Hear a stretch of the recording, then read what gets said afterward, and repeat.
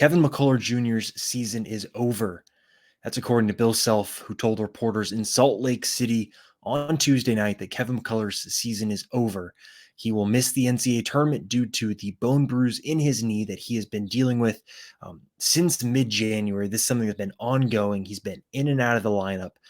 For KU fans that have watched the games, you've seen it. He's not looked like the same player. And after he played against Houston, that will be his last game as a Jayhawk. He is done for the year.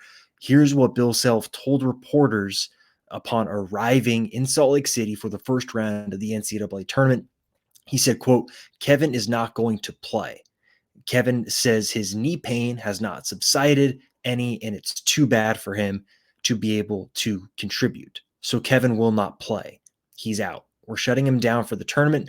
So if we're fortunate enough to win 2 games, we would have done it without him. And he hasn't practiced in 6 weeks, basically. So he hasn't done more damage to his knee, but he tried to do it and said that he couldn't go." You read into what Self says.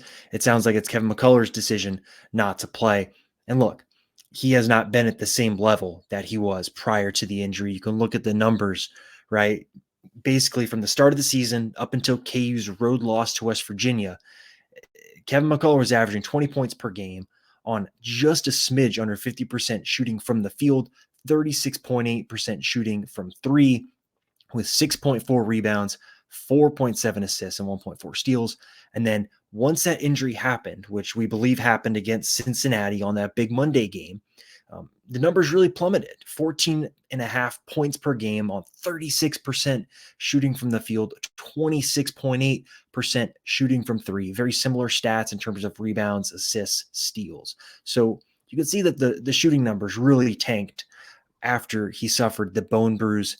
And look, he went and played against Baylor, came back, played again against Kansas State, and that's where he tweaked the knee again. It happened late in the game when KU was up by 20 points, I believe about 4 minutes left in the game. He tweaked it, asked to come out of the game. He tried to go against Houston, played a little bit in the first half, didn't look great, and then asked to come out of the game. And Self took him out of the game, I should say, because he felt the pain again. And then KU sits him for the Big 12 tournament, hoping that he'll be able to play in the NCAA tournament. And now this. So KU will be shorthanded on Thursday night against Samford, a team that plays really fast, a team that shoots the 3 really well. And it looks like Nick Timberlake or Marco Jackson will start in his place, and KU will be even more shorthanded than it already was with its lack of depth.